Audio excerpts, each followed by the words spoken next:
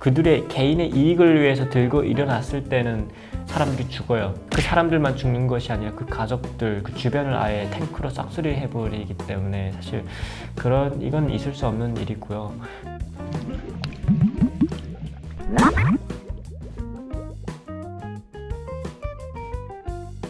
안녕하세요. 저 이름은 허준이고요. 북한에서 왔습니다. 네, 저는 서울대학교에서 공부를 하고 있는데 이제 전공이 사실 정치 외교학이라서요. 뉴스를 안 볼래 안 볼 수가 없어요. 이제 제가 상하이에 2년 정도 있었거든요. 2008년도에 탈북해서 상하이에 2년 있다가 이제 2010년 10월 29일 날에 한국에 왔는데 그 전에 딱 그 중국의 상하이에 있을 때 광우병 그 시위가 막 한참 막 있어가지고 이명박 대통령이 그때 있을 때였는데 이명박 전 대통령에 대한 그런 엄청난 비판 막 이런 그리고 사람들이 막 광우병 반대 집회 이걸 하는 걸 좀 그때 처음 봤던 것 같아요. 아직도 계시나 저분이? 리춘휘죠 저분이. 네, 북한의 대표 간판 아나운서신데 김정은이 뭔가 ICBM 발사하거나 핵실험 성공하거나 뭐 김정일이 죽었거나 일 때만 나오시는 분인데 네, 엄청 유명하신 사람이죠 저 사람. 자, 그래서 여러분 오늘은 한국에 와서 우리나라 뉴스를 봤을 때 제가 가장 충격받았던 5가지를 한번 뽑아봤는데요. 첫 번째는 여러분들도 사실 굉장히 좀 인상 깊었던 거일 수 있는데 100만 명이 광장에 나와서 시위를 한 그 장면 뭔지는 잘 아실 거예요. 장면을 보고 사실 굉장히 좀 충격을 받았었어요. 근데 100만 명이 나와서 한 목소리를 저렇게 내고 본인들이 어떤 사회의 어떤 부조리하다라고 느껴지는 그런 부분들에 대해서 가감없이 이렇게 드러내는 거니까 생각을 좀 하게 되었던 것 같아요. 과연 권리란 진짜 무엇일까? 또 정의란 무엇일까?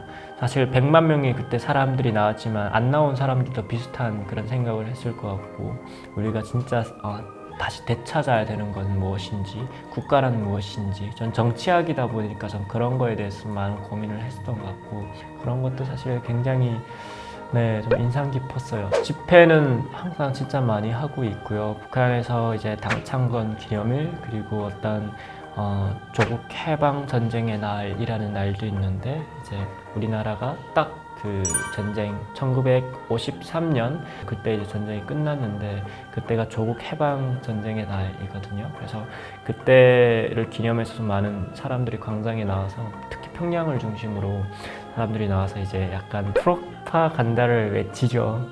약간 뻔하잖아요. 미국 놈 타도하자. 뭔가 이런 식의 집회를 하지 진짜 그 사람들이 개개인이 가진 권리를 위해서 목소리를 하나로 우리가 딱 싸워서 이렇게 모으자 뭔가 이건 아니에요. 사실 뭐 미국놈 타다 이거는 어찌 보면 개인의 권리보다는 사실 굉장히 그 정권의 이익을 대변하는 거잖아요. 자유를 위한 그런 집회, 그런 투쟁은 아니지만 거기는 일단 있기는 있어요. 성격이 많이 다르지만요. 불가능해요. 공장에서 파업하는 거는 있을 수 없는 일이고요. 물론 가끔가다 있긴 하겠죠. 근데 성격이 또 많이 다를 것 같고요. 아주 옛날에 해주에서 이제 한번 그런 파업했던 그런 적은 있었어요. 근데 그거는 굉장히 옛날 일이고요. 그때 그래서 해주에 싹쓸이해서 4만 명 넘게 죽었죠. 또 8군단 사건이라든가 단순히 그 군인과 관련된 쿠데타와 사실 관련된 거긴 하지만 그들의 개인의 이익을 위해서 들고 일어났을 때는 사람들이 죽어요. 그 사람들만 죽는 것이 아니라 그 가족들, 그 주변을 아예 탱크로 싹쓸이 해버리기 때문에 사실 이건 있을 수 없는 일이고요. 자, 바로 두 번째는 우리나라는 여론조사를 굉장히 정기적으로 하더라고요. 이거는 굉장히 인상 깊었어요. 북한에서는 사실 없는 그런 거니까 북한에서 김정은에 대한 호감도 조사를 계속 하고 있지는 않거든요. 물론 국가정보원에서는 하고 있을 거예요. 하지만 북한에 사실 이게 공식적으로는 해도 사실상 99.9%가 다 찬성 뭔가 이런 식으로 돌아가니까 여론조사는 말 그대로 여론을 조사하는 건데 거기는 여론이 없잖아요. 미디어 매체가 다양하지 못하잖아요. 오직 조선중앙TV, 노동신문, 조선신보 이렇게 말고는 없어요. 여론을 대표하는 기관은 아니니까. 그래서 참 우리나라에서 이렇게 대통령 지지율이라든가 이런 걸 계속 할 때마다 참 신기했어요. 계속 인상 깊게 보곤 있어요. 바로 세 번째는 우리나라 뉴스 프로그램이 굉장히 다양하잖아요. 근데 매 프로그램들마다 이제 기상캐스터 분들이 다 계시더라고요. 대부분은 다 여성 기상캐스터가 나와서 날씨를 알려주시고 굉장히 유쾌하게 사실 발랄한 모습으로 그걸 알려주시니까 날씨가 꼭꼭 좀 귀에 쏙쏙 박히는 그런 느낌. 아름다우시잖아요. 계속 보게 되는 것 같고, 북한의 사실 기상캐스터가 요즘엔 좀 바뀌어서 있긴 하지만 뭐 이게 엄청 눈에 확 띌 정도의 어떤 미모는 솔직히 아니에요. 근데 우리나라는 바로 정말 어떤 방송사는 거의 미스 코리아 지인을 하신 분을 모셔다 막 기상캐스터 뭐 시키는 그런 것도 있고 굉장히 신기했어요. 굉장히 그러니까 저도 남자니까 예쁜 분들을 보면 되게 기분이 좋거든요. 기상 날씨 프로그램 그런 거 봐도 굉장히 기분이 좋아요. 북한에서 이제 보통 8시 뉴스가 있는데 그게 마무리되면 항상 날씨가 나오죠. 한 번 틀리면 모르는데 약간 나중에는 100번을 개소리하게 되면 더 이상 안 보게 되는 게 사실 사람 심리잖아요. 거의 믿는 사람은 없어요. 특히 어부, 바다 가까이 있는 사람들은 태풍이 오나 안 오나가 진짜 중요한데 태풍이 안 온다 했는데 태풍이 갑자기 와버리면 딱 쓸려서 밀어 나가거든요. 근데 한국 뉴스에서 이제 KBS 그쪽에서 총파해준 그런 정보들이 굉장히 정확하니까 오늘은 바다에 나가면 안 되겠구나. 뭔가 이런 식으로 사람들이 딱딱 이제 점점 한국 기상 날씨 예보를 좀 많이 보는 것 같더라고요.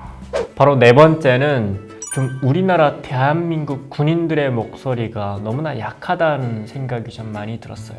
북한에선 상상할 수 없는 일들이 우리나라에서는 좀 뉴스에서 너무 적나라하게 좀 드러나고 있는 것 같아서 나라를 지키고 있는 사람들에게 국회의원이 큰 소리 치는 건 사실 굉장히 좀 놀라운 일인 것 같아요. 국가가 돌아간 시스템이 좀 다르다 보니까 그래도 군인들은 나라를 위해서 목숨을 바치는데 어떻게 저렇게 호통을 칠 수가 있지?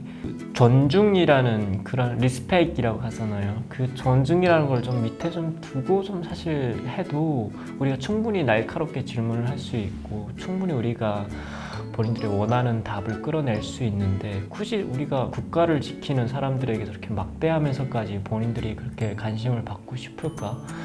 저는 그건 아니라고 봐요. 부족하지 않나. 좀 아쉽습니다. 그 부분은.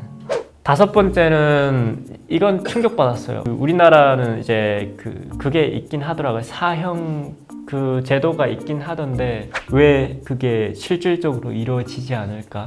그런 의문점이 좀 많이 나와서 살인자는 왜 죽지 않나? 워낙 만약에 북한에서 똑같이 어떤 살인범이 사람을 죽였다 이러게 되면 바로 이제 공개 재판에 들어가거나 아니면 바로 그냥 사형시켜버려요. 그냥 그게 끝이에요. 그리고 공소시효 그딴 거 없어요. 북한에서는. 제가 뭐 이렇게 말하는 게 북한 시스템이 좋다가 아니라 물론 살인을 저지른 사람들도 마땅한 절차와 과정이 있어야 되는 건 맞아요.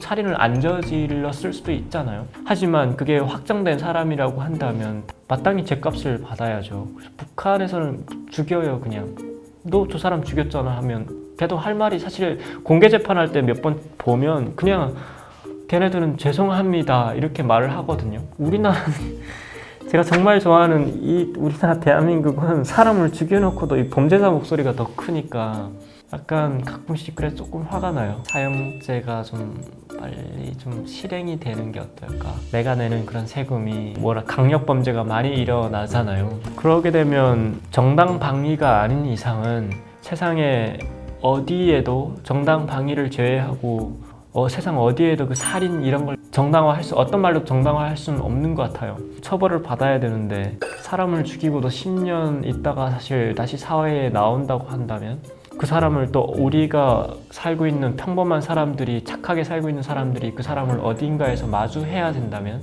저는 그건 바른 사회가 아니라고 생각이 들어요. 모든 일에는 사실 책임을 져야 되는 게 자유민주주의 사회라고 저는 항상 그렇게 국정원에서부터 배워왔는데 실상 나와보면 그렇게 사람들이 책임감을 갖고 살고 있는 것 같진 않더라고요. 더 강한, 더 무거운 책임감을 우리가 짊어져야 되지 않을까 그런 생각이 좀 들고요. 그 사람들의 그 사형 수감하는 데 쓰여진다고 하면 너무 화가 날 것 같아요. 네, 그래서 오늘은 한국에 우리나라에 와서 제가 봤던 뉴스들 중에서 가장 좀 인상 깊게 봤던 뉴스 5가지를 여러분들께 들려드렸는데 이건 제 관점이니까 조금 다를 수도 있고요. 잘못된 표현들이 있다면 여러분들 댓글로 좀 바로 잡아주시면 제가 바로 수정을 하겠고요. 또 재밌게 보셨다면 또 구독도 꼭 부탁드리겠습니다. 감사합니다.